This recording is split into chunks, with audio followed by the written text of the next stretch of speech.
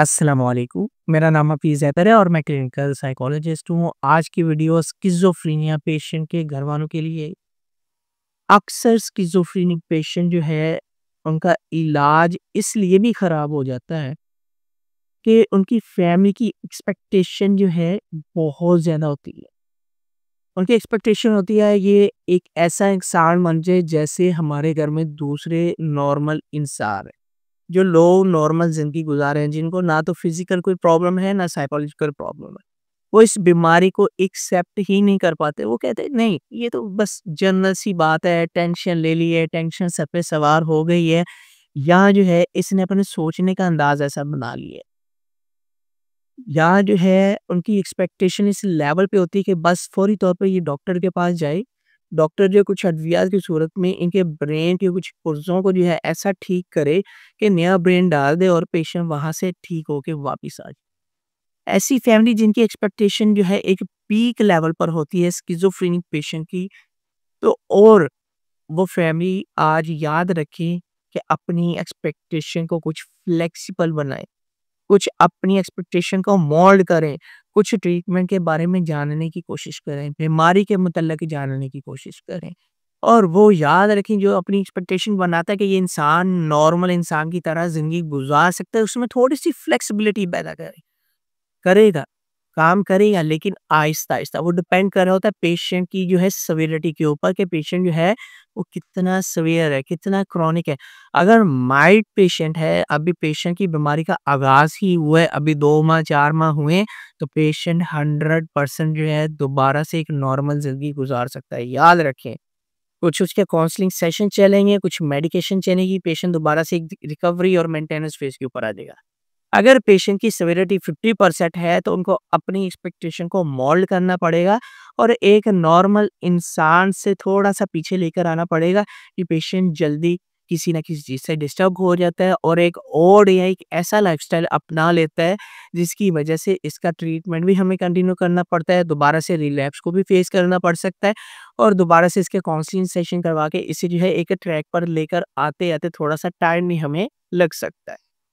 अगर पेशेंट की जो है सेवेरिटी 70 टू 80% है तो फिर क्या करना चाहिए?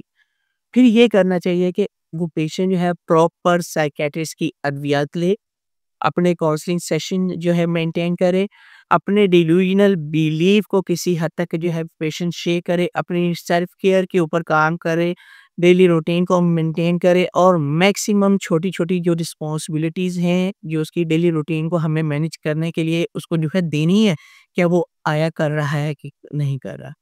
उसको कभी भी ट्रिगर ना किया जाए पेशेंट को कि वो पेशेंट जो है एक नॉर्मल इंसान है या जो है वो एक नॉर्मल इंसान की तरह ज़िंदगी क्यों नहीं गुज़ारता, हमारे बाकी घर वाले जो है इस तरह की ज़िंदगी गुज़ार रहे तो ये क्यों नहीं करता, इसे समझ ही लेना चाहिए, ये तो बड़ा हो गया है, ये तो ज़िम्मेदार शख्स हो गया है। तो ये चीज़ें पेशेंट का इलाज ख़राब कर क्योंकि हमारे यहाँ पे पेशेंट की सेवेरिटी इंडेक्स के ऊपर काम ही नहीं किया जाता है। पेशेंट को जो है काउंसल करते रहते हैं, पेशेंट का ट्रीटमेंट एडविया से चलता रहता है, लेकिन फिर भी अपनी एक्सपेक्टेशन को मोल्ड ही नहीं करती, जिसकी वजह से पेशेंट मज़ीद जो है क्रॉनिक से जो है क्रॉनिक और मज़ीद जो है क्रॉनिक फेज़ के अंदर जो है कन्वर्ट हो जाता है, अपने ट्रीटमेंट से भागता है, अपने डॉक्टर के पास जाने से भागता है, अपने काउंसलिंग सेशन लेने से भागता है। वो कहता है मेरा लाइफ़स्टाइल है और वो एक आर्टिफ़िशियल दुनिया बनाकर अपने थॉट्स के अंदर ही और उसके मुताबिक ज़िंदगी गुज़ार रहा होता है। और फैमिली की एक्सपेक्टेशन जो है बढ़ती फिर जो है एकदम अचानक ज़ीरो पे आ जाती है जिसकी वज़ह से फैमिली बहुत ज़्यादा डिस्टर्ब हो जाती है। तो ऐसी फैमिली जिनकी एक्सपेक्टेशन बहुत ज़्यादा होती हैं और ये चीज़ों को देखें कि आपके पेशेंट की सिवियरिटी किस लेवल पे है, आपकी एक्सपेक्टेशन उससे क्या-क्या है। तो आप अपनी एक्सपेक्टेशन को भी मोल्ड करें ताकि एक साइकोलॉजिस्ट जो उसके ऊपर काम कर रहा है पेशेंट के, वो सबसे पहले किन चीज़ों के ऊपर काम करेगा? पेशेंट की सेल्फ केयर के ऊपर काम करेगा, पेशेंट के हाइजीन्स के ऊपर काम करेगा, पेशेंट की डेली रूटीन के ऊपर काम करेगा, पेशेंट के डिल्यूजनल बिलीफ के ऊपर काम करेगा, पेशेंट के लाइफ़स्टाइल में कुछ उसको छोटी-छोटी रिस्पॉन्सिबिलिटी की तरफ लेकर आए और फिर आहिस्ता-आहिस्ता उसे नॉर्मलाइज़ करते हुए पेशेंट की जो है दोबारा से उसी लाइफ़स्टाइल में लेकर आने की कोशिश करेगा, जो फैमिली की एक्सपेक्टेशन है और ये टाइम माँगती हैं। ये इसका ट्रीटमेंट कंटिन्यू चलता रहता है। याद रखें इसका अद्वियात के ज़रिए भी, काउंसलिंग के ज़रिए भी चलता रहता है।